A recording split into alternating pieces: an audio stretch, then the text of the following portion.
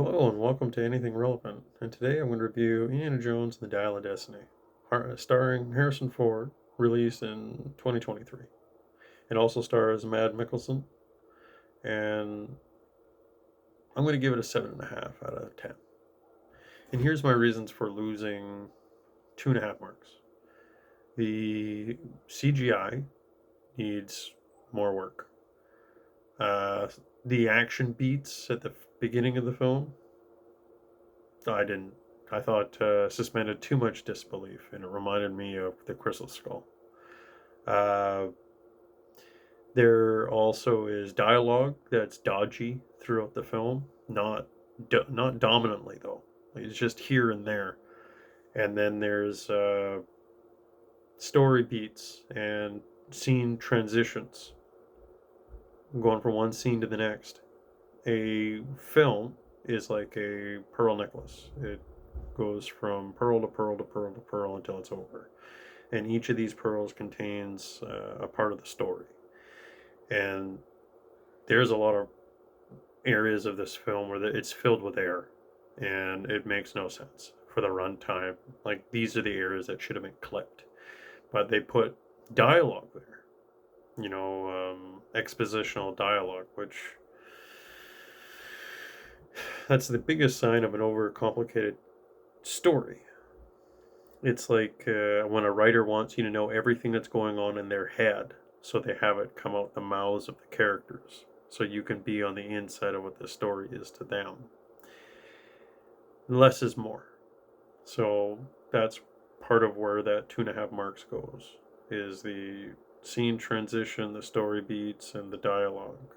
Now, is the acting good? Absolutely. I do not give bad acting to anyone in this film. Uh, but I will say the thing that easiest thing to say that suffered put some suffering on this film was the de-aging technology on Harrison Ford for a part of the film. They pushed that way too long. And I will say that writers of the time today definitely have a different flavor to their writing than writers from the 90s and the 80s, obviously. So that that to me was something that was very hard to ignore as a viewer, as a film lover that I am. I grew up watching these things on repeat, so it's something that's familiar to me. So when they're saying here's a fifth installment, I'm watching this and I'm like, this is almost like an Indiana Jones film. In a lot of regards, it's more Indiana Jones than Part 4. But Part 4, it passed the smell test, the sight test, the feel test, but it made some poor choices. And the melodrama that's tried to drum up, there's some drama in here that's good enough on its own. And then there's others that are trying to drum up the drama, and it's just melodramatic. Uh, it's hard to care about someone that you have zero context of. And there's a rule of writing. If you have a certain character in your story cry 3 times within, one story, the readers generally stop caring because it's too much crying. Your empathy is not something you can abuse.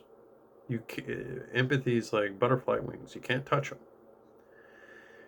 You can coax out some empathy from your audience, but it's a razor's edge, and this one is pulling, which you can't do.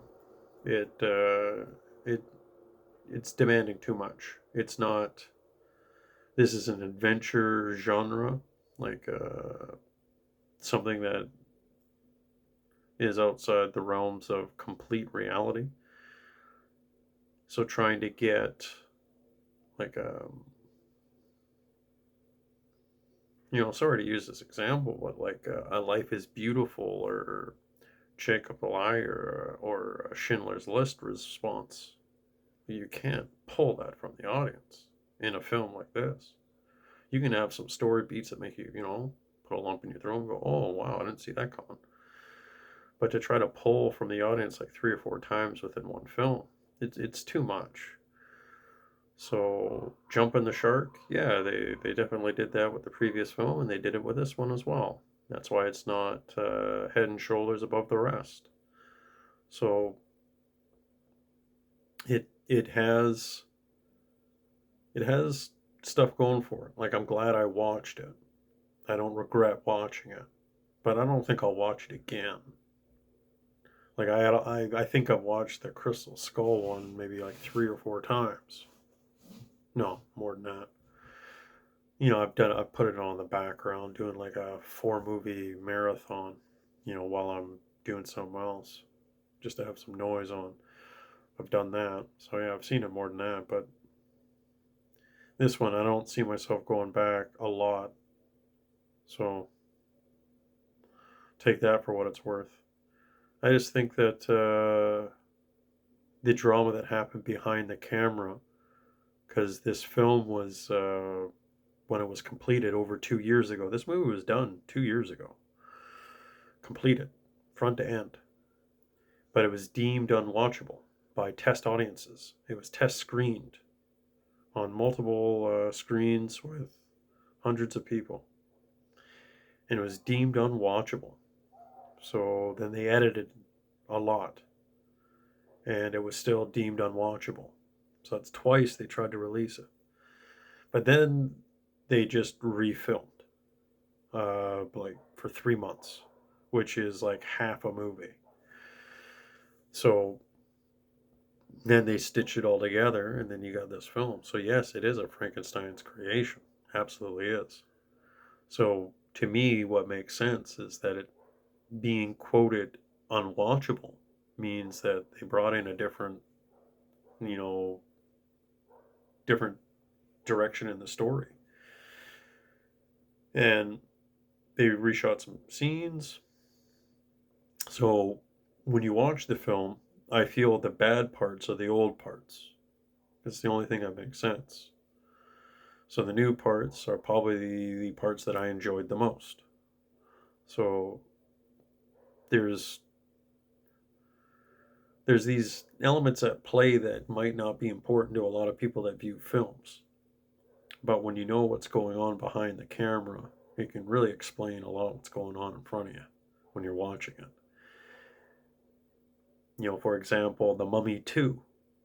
If people don't like The Mummy 2 with Brendan Fraser, well, The Mummy 2 behind the camera was supposed to be half of that movie expanded, and it was supposed to go to 3 films: Mummy 1, 2, and 3, all in dealing with Imhotep.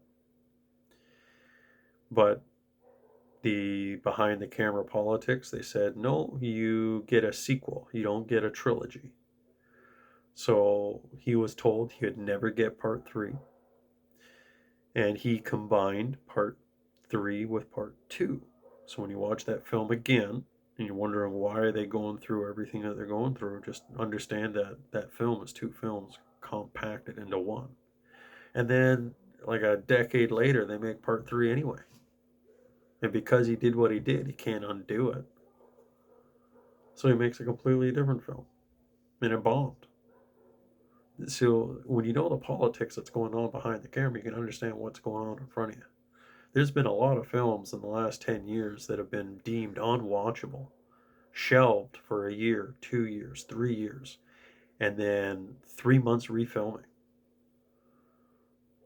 There's a lot. And people were like, why are these big budget, $100 million, $200 million, $300 million films bombing? This is why. There's this unwatchable garbage that's happening. I don't know how these writers are getting these jobs, how they're getting in there, and things are getting made all to the point where they watch it and they're like, all right, it's unwatchable. I don't know what's going on there. So this film, 7.5 out of 10. Reasons being, I previously told you that it's mostly to do with probably the unwatchable aspect of its original creation. I think what they salvaged was enough to enjoy, but if you're gonna place in order, the whole trilogy, like which one's the best one, this one and the fourth one are duking it out over who's last place. That's my takeaway.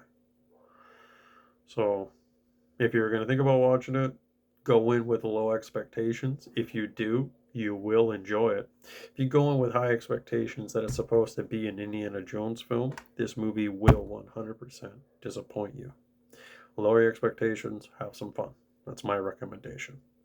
And thank you for dropping by, and I hope to have another one up soon. All right, ciao for now.